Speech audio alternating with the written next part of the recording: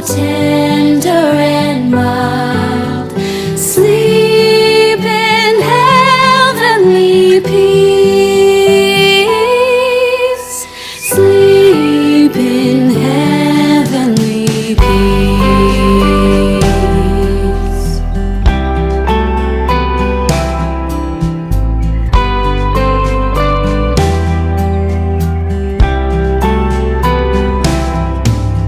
Silent night, holy night, Son of God, love's pure light, radiant beams from thy holy face, with the dawn of redeeming grace.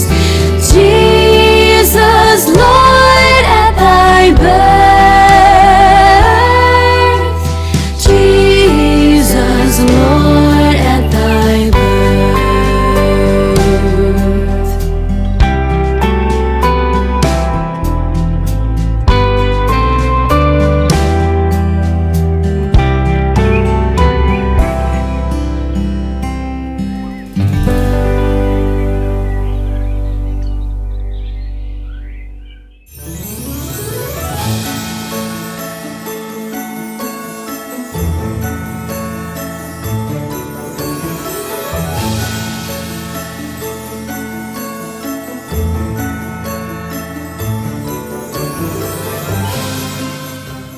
Welcome to Story Lab! This week, we're celebrating Christmas. Oh, and we're also doing this.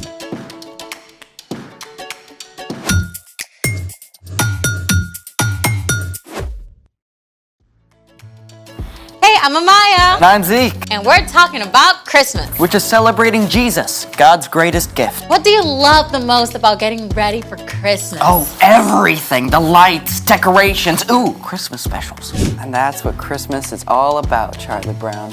Don't forget setting up the nativity. Nativity. You know, all the figures from the Christmas story. Oh, yeah. We still put up the plastic manger scene from when I was a kid. Plus, we bake all sorts of cookies. Oh, I love Christmas cookies. Good, because we're going to do it all by building a gingerbread nativity. Oh, do we have to bake? Nope, but we do have to architect. Here we have all of our characters. We have Mary, we have Joseph, we have baby Jesus, and 1, 2, 3 wise men. What about the shepherds? The kid didn't have any shepherd. Well, I'm turning this guy into a shepherd. The kid also didn't have any barns or stable or a shed. So, we're gonna be using... Graham crackers. Yeah, I mean, this is where our architectural skills really come in. Have you ever made a gingerbread house before? Yeah, but the icing never holds right. The pieces always slide or fall down. Not today, because today we're using sugar glue. I'm not seeing glue. Well, that's because we have to apply superheat until it melts like lava. Oh, that's cool. Let's make it. Remember, do not do this alone. Grab an adult to help. All right, first step, pour the sugar into a bottom-heavy saucepan. Thank you. All right, that should be enough to start. Step 2, place the sugar on a burner on medium-high. Definitely grab a grown-up for this part. Step 3, swirl the sugar and stir as it starts to melt. Thank you.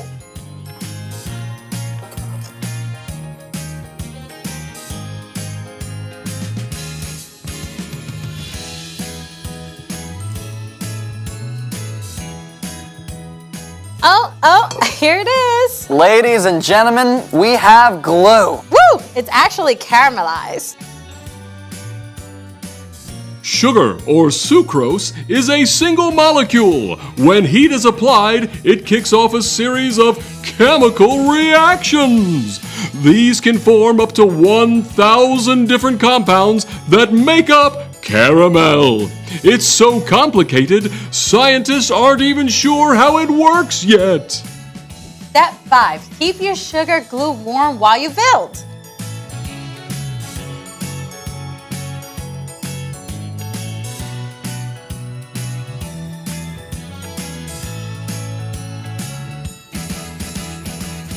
Yay!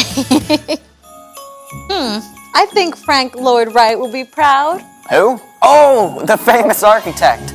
Although I don't think Frank Lloyd Wright worked in gingerbread and sugar glue. Tasty though. Do we get to decorate? Yes, right now. And well, that turned out kind of. I mean, you can tell what it is, right? Away in a manger, one cookie for a bed. All right, it's time for The story before the story. Today, we're in the 3rd book of the New Testament, Luke. But before Luke, in the very beginning, out of love, God made an amazing world. But when people turned away from God, the world was broken. God made a plan to bless the whole world through the Israelites, but over and over, God's people would run to God and then pull away, just like a yo-yo. Then, foreign nations invaded and captured the Israelites. They must have wondered if God still loved them and if He had a plan for them. God spoke through prophets about the great rescuer God would send. And at last, after hundreds of years, God sent an angel to tell a girl named Mary she would have a very special baby. Which is where our story starts. Take it away. Hey, everybody. Hey, Brian. Okay, the stage was set. After so many long years, God's amazing rescue plan was underway. And God actually used a foreign king to help carry out that plan. The Jewish people lived under Roman rule, and the Roman leader Caesar Augustus needed money for his fine palaces and large army. I command a census of every single person in my entire empire. That meant that every person had to be counted and placed on a list to pay expensive taxes to Rome. And news of this census traveled all the way from Rome to the tiny town of Nazareth in Judea, on the very edge of the Roman Empire. Hear ye!